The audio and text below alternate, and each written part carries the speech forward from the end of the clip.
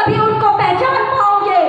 हर वो व्यक्ति भगवती मानव कल्याण संगठन से जुड़ पाता है जिस व्यक्ति ने कभी ना कभी अच्छे कर्म किए होंगे, चाहे वह राम की पूजा करता हो, चाहे भगवान कृष्ण की पूजा करता हो, चाहे किसी भी देवी देवता की पूजा करता हो।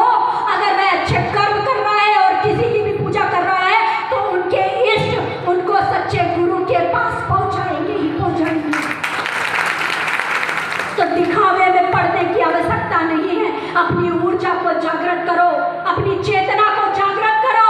जिस जन कल्याणकारी कार्य में आप लगे हो उसमें निरंतर लगे रहो, क्योंकि अगर मेरे अंदर केवल आत्म कल्याण की भावना होती तो शायद यह अनुभूति मुझे ना होती।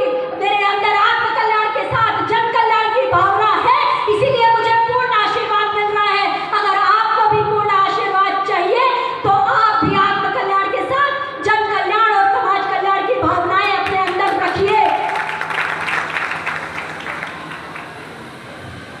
संघर्ष हर किसी के जीवन में है। न मैं अमृत पीकर आई हूं, ना आप अमृत पीकर आए हैं, लेकिन मेरे अच्छे संस्कार जो मुझे गुरुवर से और माता जी से प्राप्त हुए हैं, मेरे माता पिता से प्राप्त हुए हैं, वही ऊर्जा आज बोल रही है, वही चेतना आज आपसे बात कर रही है। अगर आप भी अपने बच्चों को अच्छे संस्कार देंगे, अच्छी चीजें सिखाएंगे, तो वह भी आगे चेतनावान बनेंगे।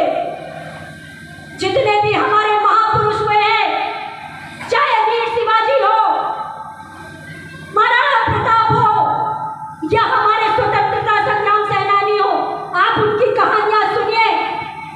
उनके पीछे उनके माता पिता का ही हाथ था, तभी वे ऐसे बन पाए।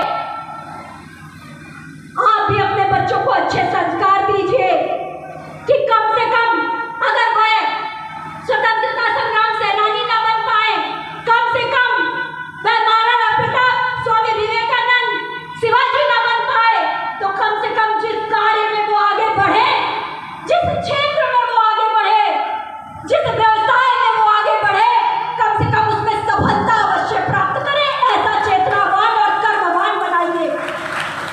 कभी गलत रास्ते पे ना बढ़े, कभी अनीति अन्याय अधर्म पे ना बढ़े, ऐसे संस्कार उनको दीजिए, वरना तो छल कपट कर